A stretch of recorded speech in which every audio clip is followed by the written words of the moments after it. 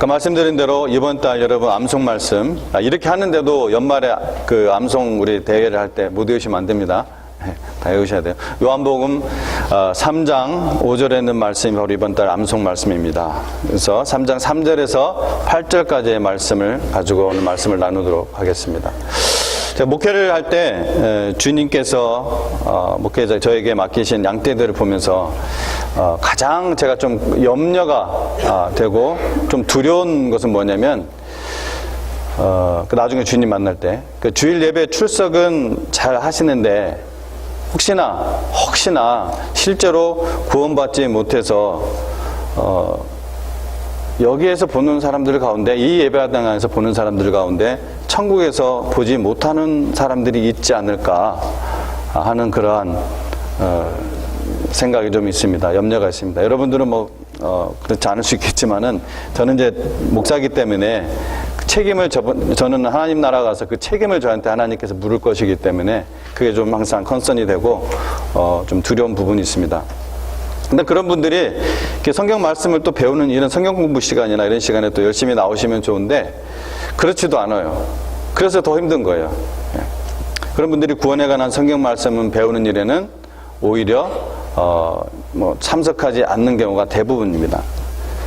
근데 하지만 어떤 경우는 또 다른 경우가 있어요. 어떤 경우냐면은 자기 스스로 구원에 대한 그 진지한 그런 고민을 하고 또 성경 공부도 하고 또 옆에서 뿐만 아니라 여러 사람들이 그 사람을 위해, 그 사람이 구원을 위해서 기도로 돕는데도 불구하고 여전히 믿을 수 없다는 그러한 태도를 보이는 사람들도 있습니다.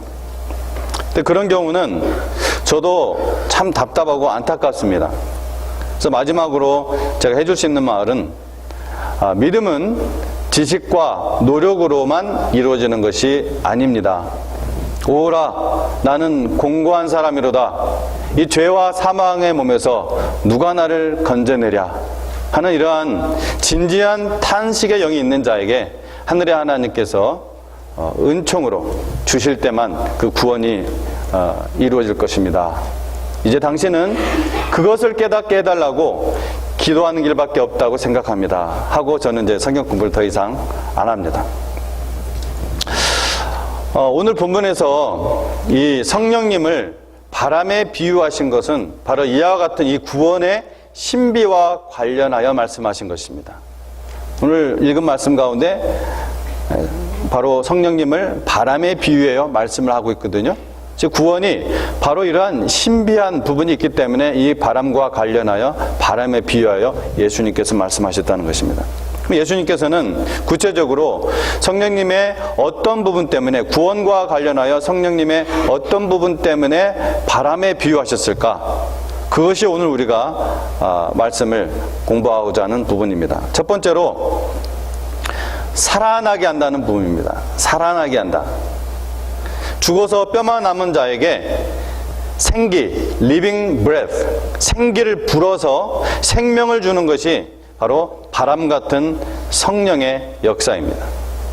여러분 에스겔서 37장, 이거 조금 몇 번 볼 부분이기 때문에 성경을 펴시기 바랍니다. 에스겔서 37장 1절에서 10절까지의 말씀을 함께 보도록 하겠습니다. 에스겔서 37장 1절에서 10절까지의 말씀을 제가 읽도록 하겠습니다. 여호와께서 권능으로 내게 임재하시고 그의 영으로 나를 데리고 가서 골짜기 가운데 두셨는데 거기 뼈가 가득하더라. 나를 그 뼈 사방으로 지나가게 하시기로 본즉 그 골짜기 지면에 뼈가 심이 많고 아주 말랐더라. 그가 내게 이르시되 인자야 이 뼈들이 능히 살 수 있겠느냐 하시기로 내가 대답하되 주 여호와여 주께서 하시나이다. 또 내게 이르시되 너는 이 모든 뼈에게 대언하여 이르기를 너희 마른 뼈들아 여호와의 말씀을 들을지어다. 주 여호와께서 이 뼈들에게 이같이 말씀하시기를 내가 생기를 너희에게 들어가게 하리니 너희가 살아나리라. 너희 위에 힘줄을 두고 살을 입히고 가죽으로 덮고 너희 속에 생기를 넣으리니 너희가 살아나리라. 또 내가 여호와인 줄 너희가 알리라 하셨다 하라. 이에 내가 명령을 따라 대언하니 대언할 때 소리가 나고 움직이며 이 뼈 저 뼈가 들어맞아 뼈들이 서로 연결되더라. 내가 또 보니 그 뼈에 힘줄이 생기고 살이 오르며 그 위에 가죽이 덮이나 그 속에 생기는 없더라. 또 내게 이르시되 인자야 너는 생기를 향하여 대언하라.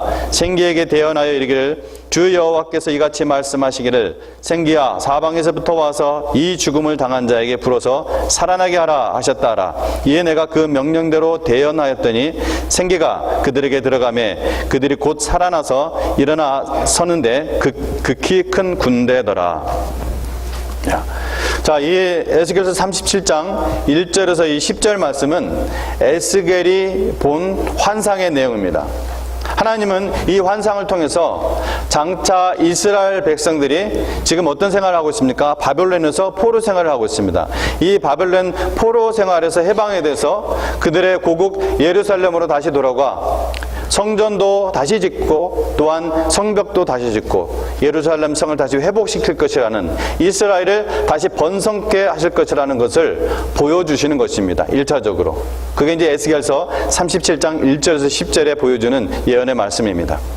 그런데 물론 이 구약 성경의 모든 예언서들이 그렇듯이 하나님께서 이 선지자 에스겔 선지자를 통해 주신 이 예언은 단지 이스라엘에 관한 예언이 아닙니다. 그럼 모든 구약의 예언서들이 그래요. 역사서가 아니기 때문에, 역사만을 기록하려고 하는 성경 것이 아니기 때문에. 이것은 무엇이냐? 인간의 구원과, 모든 선지자들은 인간의 구원과 하나님 나라에 관련된 그러한 예언인 것입니다. 그래서 멀티플 예언이 들어있어요. 이 하나님의 선지자들의 예언 속에는. 그래서 복음의 기쁜 소식을 듣지 못하여 죽은 영혼들, 그 뼈들이 수북히 쌓여있는 그러한 모습입니다. 지금 그렇습니다. 지금 복음의 기쁜 소식을 듣지 못해서 죽은 영혼들이 우리 주변에 수북히 쌓여있는 그러한 세상입니다. 우리 가족 가운데 있을 수도 있고 우리의 이웃 수도 있고 심지어는 아까 처음에 말씀드린 대로 각 교회의 예배당 안에도 있습니다. 7절과 8절을 근데 보면은요, 우리가 주목할 부분이 있습니다. 7절과 8절.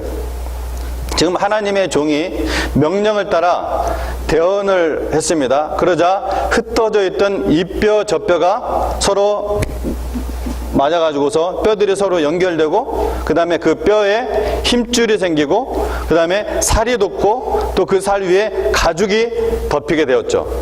자, 그런데 7절과 8절 말씀 보면은 살았습니까? 못 살았습니까? 아직도 살지 못했습니다. 지금 사람 모양을 다 갖추어 있지만 그 속에 뭐가 없는 거예요? 생기가 없습니다. 리빙 브레스가 없어요. 생기, 루아흐, 히브리어로. 자, 이 8절에서 그렇게 말씀을 하고 있어요. 자, 이때 다시 하나님의 종이 9절에서 대언하여 이르기를 주 여호와께서 이같이 말씀하시기를 생기야 루아히야 사방에서부터 이 죽음을 당한 자에게 불어서 살아나게 하라. 그렇게 말씀을 대언을 하자 10절에서 바로 생기가 그들에게 들어가매 그들이 어떻게 됐어요? 리바이브 했다. 곧 살아났다. 그렇게 얘기를 하고 있습니다. 여기서 생기 없이 사람 모양만 갖춘 시체들을 비유하는 것은 너무나 분명하죠. 예수님 믿는다고 말은 하고 교회 출석도 해서 겉보기에는 교인의 모양, 하나님을 믿는 사람 같은 모양은 갖췄지만 하나님 보시기에는 실상은 하나님의 자녀로 거듭나지 못한 사람, 바로 이 생명이 없는 사람이라고 할 수가 있습니다. 저 구원의 지식도 없고 매일 함께 하시는 그 성령의 체험이 없는 것입니다. 그래서 영생의 삶을, 그 영생의 기쁜 삶, 이기는 삶, 복된 삶을 살 수 없는 것입니다. 여러분은 하나님께서 보실 때 생기를 받은 자들입니까? 생명의 바람, 성령을 받은 자들입니까? 구원을 받은 자들입니까? 지금까지 질문한 것들이 다 같은 질문입니다. 로마서 8장 9절 말씀에 누구든지 그리스도의 영이 없으면 뭐라고요? 하나님의 사람이, 그리스도의 사람이 아니라. 뭐가 없으면요? 그리스도의 영, 성령이 없으면, 루아흐가 없으면, 그리스도의 영, 성령이 없는 자에게 일어나는 가장 성령이 있는 자에게, 성령을 받은 자에게, 그리스도 영을 받은 자에게 일어나는 가장 첫 번째 특징은 뭐냐?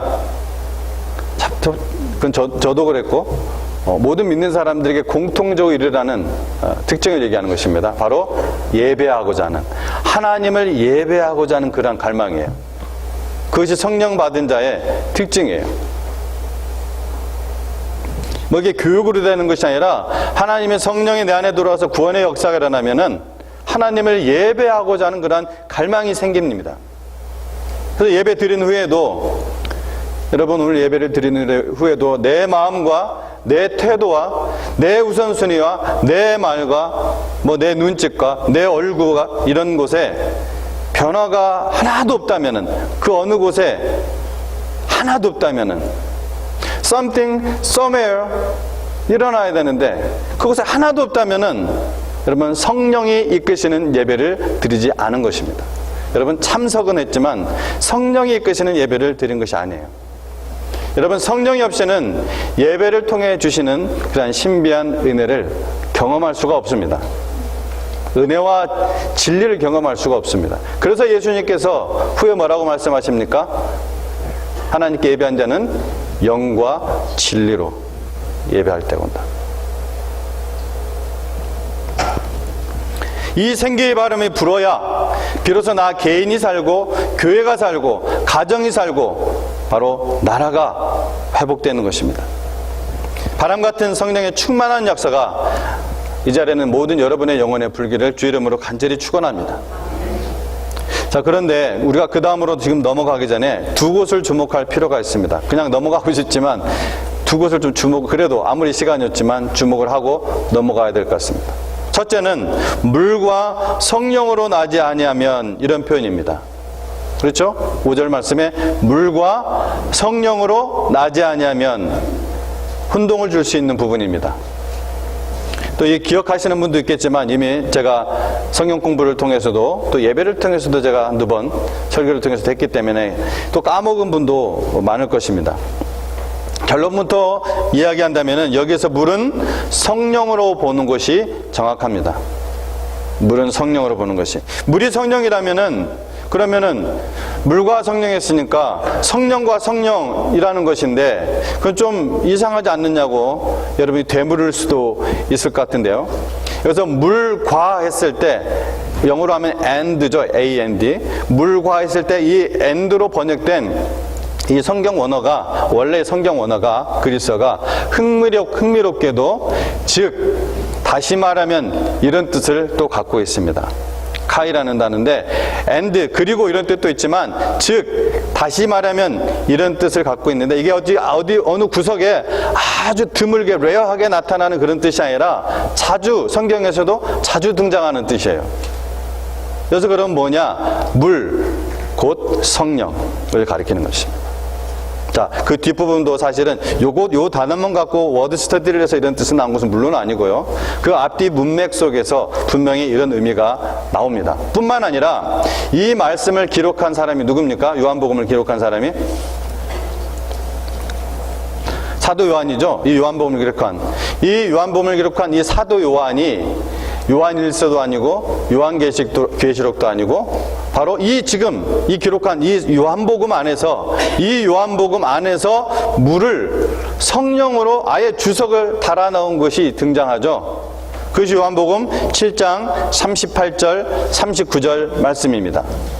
나를 믿는 자는 성경의 이름과 같이 그 배에서 생수 living water, 생수가 강이 흘러 나오리라 하시니, 생수의 강이, living water의, the river of living water, 생수의 강이 흘러 나오리니. 누가요? 나를 믿는 자는. 생수의 강이 흘러 나오리니 이는 그를 믿는 자들이 받을 무엇을 가리켜? 성령을 가리켜 말씀하신 것이라. 아예 사도 요한이 이 요한복음에서 주석을 달아놨다니까요. 그래서 제가 무슨 혼동이 있을까봐 짧게라도 이런 말씀을 드리냐면, 본문에서 물과 성령 했을 때 자칫 이 물을 침례의식으로 생각할까봐 그런 겁니다. 여러분, 침례의식 혹은 이 세례의식이 구원받는 조건에 속한다고 가르치는 것은 한마디로 완전히 엉터리 잘못된 교리입니다. 잘못된 가르침입니다. 자, 또 한 가지 우리가 주목할 것은 무엇이냐? 8번이나 지금 반복해서 나타나는 이 짧은 구절에 3절에서 8절, 여기에 8번이나 반복해서 나타나는 단어입니다. 동사 난다라는 뜻입니다. 난다, 그러니까 태어난다, 이렇게 플라이 한다는 것이 아니라 태어난다. 이 난다라는 단어가 8번이나 반복해서 나타나는데 굉장히 중요한 단어죠. 니고데모는 이 주님께 어떻게, how 질문을 했는데 주님은 나야 한다, 이렇게 지금 말씀하시는 거예요. 많은 사람들은 이 거듭남에 대해서 단순히 어떤 도덕적인 변화나 성격의 개조 혹은 삶의 습관에 대한 의식 전환, 뭐 그런 정도로 생각을 해요. 여러분, 정말 굉장히 중요한 포인트입니다. 잘 들으세요. 그리고 그것은, 거듭남이란 것은 출생을 다루는 문제지 그런 어떤 방법의 전환이나 단순한 형태의 어떤 삶의 개선, 이런 문제가 아니에요. 하나님 나라에 들어가는 것은 태어남, born again, 태어남으로 말미암는 것이지 어떤 행위적인 조건이나 방법으로 되는 것이 아닙니다. 출생의 문제라는 거예요. 지금 출생, 태어났느냐 못 태어났느냐. 그래서 예수님께서 계속해서 이 짧은 구절 속에서 난다, 태어난다, 계속 그 얘기하는 거예요. 니고데모는 어떻게, 방법적인 걸 묻고 있는데, 예수님께서 성령의 역사를 바람으로 비유하신 두 번째 이유가 바로 이 점에 있습니다. 거듭남이 바로 출생의 문제라면 출생은 우리의 힘으로 되는 것이 아니라는 점입니다. 자, 아까 성령을 바람으로 비유했을 때 바람의 특징을 예수님께서 말씀하셨는데 뭐라고 했습니까? 임으로 분다, 마음대로 분다, 이런 뜻이 여기죠. 임으로 분다. 바람이 막 임으로 불잖아요. 바람이 임으로 부는 것처럼 거듭나게 하시는 것도 이와 같다, 이런 말일 거 아니에요. 그러면 자, 이 말이 무슨 말인가? 성도가 중생하고 예수님 믿어 영생하는 것이 바로 성령님의 바람 같은 역사, 주권적인 신비한 은혜임을 깨달아야 된다는 거예요. 태어나는 것은 여러분 스스로 힘이 되는 것이 아닙니다. 이것은 이해하기 전혀 어렵지 않아요. 그렇죠? 근데 영적으로 거듭난 것에 대해서는 자꾸 그를 이해하기 어렵게 생각하는 이유가, 우리가 선입견이 자꾸 종교적으로 생각을 해서 그래요. 선행, 공로 뭐 이런 걸 생각해서 그래요. 여러분, 태어나는 것이, 부모에서 태어나는 것이 여러분 노력으로 되었습니까? 우리가 어느 순간 이제 엄마 뱃속에 들어가서 태어나야겠다, 이제 좀 시간이 됐으니까 엄마 뱃속에서 나아가야겠다, 그렇게 태어나신 분 있으세요? 우리는 태어날 때 아무런 역할도 하지 않았습니다. 그냥 응애 하고 그냥 울며 다만 태어났을 뿐이에요. 그래서 주님께서 마치 바람이 임으로 부는 것처럼 성령으로 난 사람도 그와 같다고 말씀하시는 것입니다. 바람이 불 때 우리는 그 바람의 소리를 들을 수 있죠. 또 그리고 그 바람을 어떻게 해요?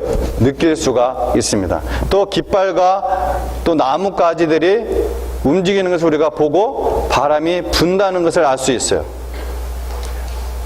분명히 바람이 있다는 것을, 그 존재를 우리는 알아요. 그러나 바람이 어디서 오며 예수님 말씀처럼 어디로 가는지는, 그 바람의 근본은 알지를 못합니다. 그렇습니다. 거듭남이란 우리의 어떤 공로나 조건이나 어떤 열심으로 말미암은 것이 아니에요. 그것이 구원의 조건이 아닙니다. 전적으로 하나님께서 일으키시는 일이에요. 예수님은 이 니고데모와의 대화에서 거듭난다는 말을 반복하여 사용했죠. 요한복음 3장 3절, 7절. 이 거듭난다는 것의 성경 원어적 의미는 안호된, 위로부터 나는 거예요. 하나님에게서 나는 것을 말하는 거죠. 그 말은 위로부터 나는 거, 하나님에게서 나는 거, 하나님의 자녀로 태어나는 것을 말합니다. 이것이 바로 초자연적인 일이고 하나님께서 주권적으로 각 사람에게 실질적으로 직접 하시는 일임을 말하는 거예요. 성령의 임으로 본다는 것은, 오늘 말씀을 보면은 사람이 거듭난다는 것은 무엇으로 난다고 했어요? 성령으로 나는 거라고 했습니다. 성령으로. 요한복음 3장 5절, 요한복음 3장 6절, 요한복음 3장 8절. 성령으로 난다고 했어요. 성령으로. 사람이 거듭나는 것은. 사람을 거듭나게 하시는 일은 하나님만이 하실 수 있는데, 특별히 이 삼위 하나님, 아버지 하나님, 아들 하나님, 성령 하나님 중에 한 분이신 성령님께서 직접적으로 하시는 일이라는 것입니다. 18세기를 가리켜 종교적 천재식이라고 가리킵니다. 우리 기독교계에서는. 18세기 영국과 미국에서 일어난 이 부흥운동, 이 대각성 운동은 사도 시대 이후에 그야말로 가장 위대한 성령의 능력이 나타났던 그런 부흥이었습니다.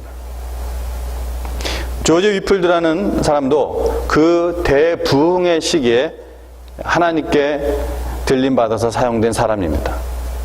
이 위필드는 찰스 웨슬리가 그에게 준 책을 읽고 그동안의 신앙관이 완전히 바뀌게 되는 굉장히 중요한 경험을 하게 됩니다. 그때까지 위필드는 성령으로 거듭남, 이것에 대해서 전혀 몰랐어요. 그러나 그는 자기가 I am Christian, 나는 그리스도인이라 이렇게 생각을 했었습니다. 그때까지만 해도 그는 예배, 기도, 금식, 성참 참여, 선행, 구제, 이러한 경건한 삶을 열심히 살면은 천국에 이를 수 있다고 생각을 했습니다. 그러나 그 책을 읽고 나서 그는 지금까지의 그런 생각들이 완전히 잘못된 것임을 깨닫게 되었습니다. 그러나 아직 그때도 구원받지는 못했어요. 구원을 체험하지 못했어요. 깨닫게는 되었지만, 그것이 구원이 이룰 수 없다는 것을 깨닫게는 되었지만, 그 후 위필드는 이 거듭남의 은혜를 받기까지 정말 진지한 고민을 오랜 세월을 합니다. 뭐 그렇게 많은 세월은 아니지만 몇 년을 합니다. 그래서 극심한 이러한 시련의 시간을 통과하게 됩니다. 그러다가 병에 걸려서 무려 7주를 침대에 누워있게 됩니다. 이 침대에 누워있게 되는 동안 바로 거듭남의 역사가 일어납니다. 출간된 그의 일기 뒷부분만 제가 읽어보면 이렇습니다. 나의 애통의 날들이 끝났다. 이제는 하나님의 성령께서 내 영혼을 사로잡으셨고 내가 겸손히 바라기로는 구속의 날까지 나를 인쳐주셨다. 말로 표현할 수 없는 기쁨이었다. 영광으로 충만한 큰 기쁨이 내 영혼을 채웠다. 영원히 기억해야 할 날이었다. 나는 어디를 가든 큰 소리로 찬송을 부르지 않을 수 없었다. 성령께서 진리의 말씀을 통해 직접 그에게 역사하신 것입니다. 사람의 마음을 움직이는, 사람을 막 매니플레이팅하는 그러한 음악도 없었고, 찬양대의 뜨거운 찬양도 없었고, 성가대의 장엄한 찬양도 없었고, 분위기 잡아주는 조명도 없었고, 사람들의 고함치는 기도도 없었습니다. 어떠한 인위적인 것 없이 오직 구원을 위해 갈망하는 그 영혼 위에 성령께서 바로 성경 말씀을 통해, 진리의 말씀을 통해 직접 역사하신 것입니다. 오늘날 지금 이 순간도 말씀을 들으며 죄를 회개하는 그러한 갈급한 심령 속에 성령님이 임의대로, 성령 하나님이 그 뜻대로, 성령 마음대로 구원을 베푸십니다. 그것은 결코 어떤 사람의 뜻으로 되지 않습니다. 배부른 자에게는 아무리 맛있고 좋은 음식으로 상을 차려줘도 심드렁할 뿐입니다. 갈급한 심령, 가난한 심령으로 하나님을 찾는 자에게 성령이 역사하십니다. 건강하게 잘 살고 있다고 생각하는 사람에게 의사가 당신은 살 수 있습니다. 아, 너무나 감사합니다. 내가 당신을 살려주겠습니다. 이렇게 말해봐야 지금 잘 살고 있는데 뭔 소리야? 의사는 기쁜 소식 복음을 전했지만 자기는 건강하게 잘 살고 있다, 행복하게 잘 살고 있다고 생각하고 있는데 그런 말이 무슨 소용이 있겠어요? 그 사람에게는 하나도 기쁜 소식이 아닙니다. 복음이 아니에요. 오히려 기분 나쁘고 싫어하죠. 자기가 죄인인 것을 아까 사도 바울의 고백처럼 오호라 나는 공고한 사람이로다. 이 죄와 사망의 몸에서 누가 나를 건져내랴 하고 진심으로 인정하고 느끼는 사람에게 바로 성령님께서 직접 역사하십니다. 바람이 임으로 불듯 구원의 역사는 성령님께서 주관하시는 일입니다. 즉 우리 속을 훤히 아시는 분 마음이에요. 그분 마음입니다. 전도자는 거기까지 인도해 주는 역할밖에 못합니다. 그 앞까지. 자, 마무리를 하도록 하겠습니다. 자, 우리로 하여금 하나님의 자녀가 되는 이 엄청난 권세를 누리게 하기 위해서 하나님께서 놀라운 한 계획을 세우셨음을 오늘 본문 말씀 뒷부분에 나옵니다. 그럼 뭐냐? 다름 아닌 인자를 높이 드는 것입니다. 14절 15절입니다. 요한복음 3장 14절 15절 같이 읽어보도록 하겠습니다. 요한복음 3장 14절 15절 시작. 모세가 광야에서 뱀을 든 것 같이 인자도 들려야 하리니 이는 그를 믿는 자마다 영생을 얻게 하려 하심이니라. 여기서 인자란 예수님을 말씀하시는 것이죠. 13절에 보면은 하늘에서 내려온 자, 곧 인자 외에는 하늘에 올라간 자가 없느니라고 하셨습니다. 근데 그 인자가 들려야 합니다. 근데 인자가 들려야 한다는 것은 곧 무엇을 가리킵니까? 예수님의 죽음, 곧 십자가 사건, 그것을 가르칩니다. 예수님께서 십자가에 못 박히셔서 땅에서 공중으로 들리신 것입니다. 사도 요한은 이것을 모세가 광야에서 뱀을 든 것으로 지금 비유를 하고 있죠. 사실 그 사실 자체가 아까도 얘기했지만 뭐예요? 바로 하나님의 구원과 하나님 나라와 관련된 거예요. 이 구약에 기록된 예언의 말씀들은. 불뱀에 물려 죽어가는 이스라엘 사람들을 하나님께서는 모세를 시켜서 놋뱀을 만들게 하죠. 그리고 그것을 공중으로 높이 들게 하십니다. 그리고 그 놋뱀을 보는 자마다 살게 하십니다. 이건 역시 바로 하나님께서 예수님의 십자가 달리심을 예언적으로 역사 속에서 깔아놓으신 것입니다. 민수기 말씀입니다. 왜 인자가 들려야 하는가? 그 이유는 15절 말씀대로 우리로 하여금 믿어 영생을 얻게 하려 하십니다. 이것이 곧 성령님의 일입니다. 광야에서 불뱀에 물린 사람들이 어떻게 살았습니까? 놋뱀에서 무슨 치유의 레이저가 쫙 나갔습니까? 들린 놋뱀을 본 자는 살 것이라는 이 하나님의 말씀을 믿고 본 자마다 살았다고 성경은 나왔습니다. 안 본 자는 믿는다고는 말은 했는데 안 본 자는 못 살죠. 물론 그 말을 믿지 않고 약을 주면 되지, 하나님의 그 전능하심으로, 홍해를 갈랐던 그 전능하심으로 그냥 낫게 해주시면 되지, 무슨 놋뱀을 보면 낫는다고, 이렇게 웬 미련한 소리냐며 모세의 말을 믿지도 않고 그래서 보지 않았던 자들은 모두 죽었죠. 그러나 십자가의 도가 멸망하는 자들에게는 미련한 것이요 구원을 받는 우리에게는 무엇이라고 했습니까? 하나님의 능력이로다. 사도 바울의 고백입니다. 오직 우리의 죄를 슬퍼하고 부끄러워하고 그 죄를 아파하고 지금까지 내가 주인 돼서 살아온 나의 삶을 아파하고 부끄러워하고 십자가에 달리신 예수님을 믿음으로 바라볼 때 구원의 역사가 일어나는 것입니다. 주님의 사랑하시는 여러분, 거듭나게 하시는 일, 위로부터 나게 하시는 일, 하나님의 자녀로 태어나게 하는 일은 성령님께서 임의로 하시는 일입니다. 여러분이 하나님이 아니라 자신이 모든 것의 주인 되어 살아온 것을 참 마음으로 회개할 때 성령님께서 여러분 안에서 바람같이 역사하시기를 축원합니다.